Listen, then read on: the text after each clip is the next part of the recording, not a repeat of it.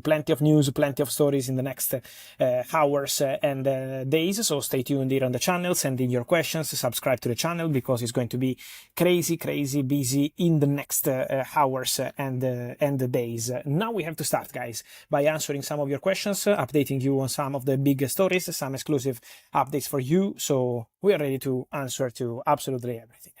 Yes, and let's start with one of the exclusive news that you just provided. So let's start with that because there are really intense hours, as you mentioned. Yeah, and I wanted to start with Pedronetto because this is one of the stories of the afternoon, one of the stories of the evening. Manchester City have made formal approach today with the agent of Pedronetto, with his camp, to explore the possibility of bringing the Portuguese winger to Manchester City. The coach, Enzo Maresca, is a big factor in this deal because Enzo Maresca knows the player so well. Obviously, they were together at Chelsea. He's a player appreciated by Maresca. Why Manchester City are looking for a winger? Because there is the possibility of Savio leaving the club, and so Pedronetto is considered as an ideal opportunity. He's a player they really like, they really appreciate.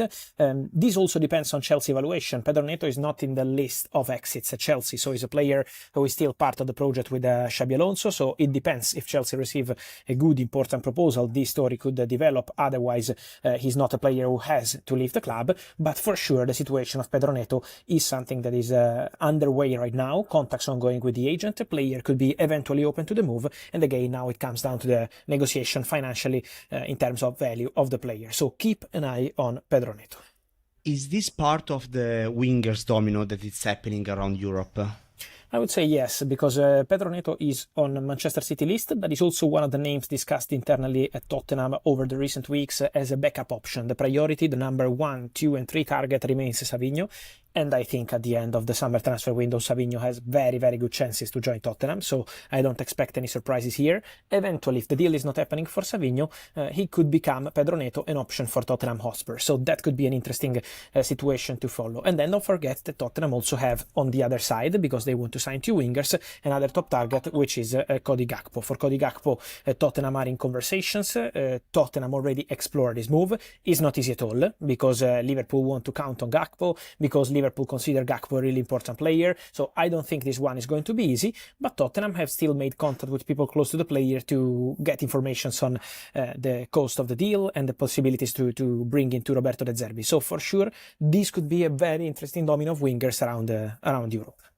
And Chelsea fans also want to know from you, from us, about the next signings as well. Yeah, because for Chelsea it's going to be busy, for sure a busy August, because yes, they signed Welbeck, Henderson and all the others, but now Chelsea are going to complete some outgoings.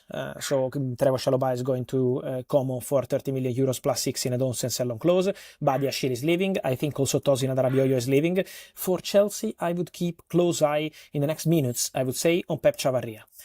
We broke the story at the beginning of the week on Chelsea improving their bid for Pep Chavarria. Now that bid is at around 19 million euros plus add-ons to Rayo Vallecano. The deal is very close to being completed. Agreement done with the player. Xabi Alonso wants Pep Chavarria. He's a player he knows very well and he's been following closely. So I think this deal is happening. The here we go is imminent, and Pep Chavarria will be the next one for Chelsea. So in this case, another experienced player. He's not super young, but still in full force and ready to make an impact for Chelsea. And so I think after Henderson and Welbeck, the next one is going to be Pep Chavarria, I would say, in the upcoming hours, if not minutes. You mentioned about Cody Gakpo and Tottenham before, but also what about Nicolas Jackson and Spurs?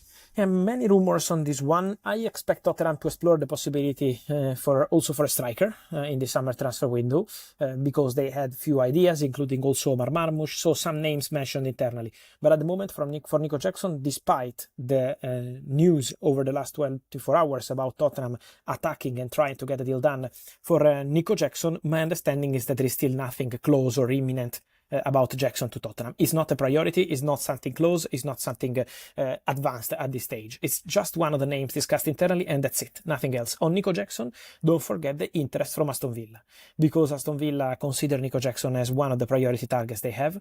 Then it depends on how much they can invest on the striker. Don't forget that Villa already got Garnacho on loan from Chelsea, and so they can't do another loan from Chelsea in this transfer window. So this is why for Nico Jackson they are interested, but having to buy the player on a permanent deal deal. This depends on the financials of the move. So this is the situation around Nico Jackson. On Jackson, let me add, don't forget the connection between Unai Emery and Jackson. They were together at Villarreal, very good relationship, very good connection, and Unai Emery would love to work again with him. So this is for sure one of the most interesting possibilities. Let's now speak about Bruno Guimaraes and Arsenal, possibly one of the most interesting stories that we need to talk about and maybe will happen in next days. Maybe next hours also this one. Okay. They're just waiting from Bruno Guimaraes camp to get a call from Arsenal and Newcastle and to say, okay, you can travel for medical test and contract signing. Basically, this is what they're waiting for. The deal has been at the final stages for days now, just waiting for the final agreement between Arsenal and Newcastle on the payment terms, around £75 million. So this should be the transfer fee for Bruno Guimaraes to Arsenal. Again, it's really imminent. It's really close. Bruno has an agreement with Arsenal already since weeks ago. Bruno is only waiting for this call. Could be any moment, maybe tonight, maybe tomorrow, we will see. Any moment we will be ready to jump on board with a here we go, but the deal is really at the final stages and Bruno Guimaraes is fully expected to be the next big top signing for Arsenal with Mikel Arteta. I'm sure he will be very, very happy because he's a player he wanted for a long time. This summer was indicated by Arteta himself as a top target in the internal discussions, also with the director Andrea Berta, and so Bruno Guimaraes is expected to be the next bomba in midfield for Arsenal. And then Fabri, the last topic for today's video, Yan Diomande, Real Madrid. Can you provide us an update after what happened? Yeah, I hope he's no longer ill because it's been 5 days. I think I hope the boy is doing well. I don't think the boy is ill, but just we will see what's going to happen in the next hours on this one. I keep telling you, Yan Diomande will play for Real Madrid. Real Madrid will sign Yan Diomande. We just wait for the formal steps of this deal, but I have no doubts on this. Today, Real Madrid, the agents of the player, Leipzig in contact to get the green light to travel and complete the medical test and sign the contract as Real Madrid player. But trust me, it's not about being ill and it's not about public statements. It's about the reality. And the reality is that Yan Diomande is going to wear Real Madrid shirt this summer. Then I can't sign the contract. It's to be Yan Diomande in the next days, but everything is proceeding in that direction. Maximum, the situation is very calm around Diomande, so just waiting for the formal steps. Again, waiting for Red Bull Leipzig to give the green light as soon as they want. Today, new contacts, and so I'm sure this is just a matter of very, very short time. Fabri, I don't know if you have other updates, otherwise we close it here and we will be back in the next hours again, of course, with all the latest. Yeah, I think we said it all. Then it's going to be busy in the next hours. I'm sure we will be back here on the channel to keep you updated. So get ready because it's going to be plenty of stories. Also Tijani Reinders. Keep an eye on Tijani Reinders because Nottingham Forest are interested. And so could be one of the next big stories to discuss in the next days. So it's going to be busy. Guys, I see you here on the channel as always. Remember to subscribe to the channel, to like this video, to comment. We are here together every single day. Thank you, Fra. Thank you, guys. And see you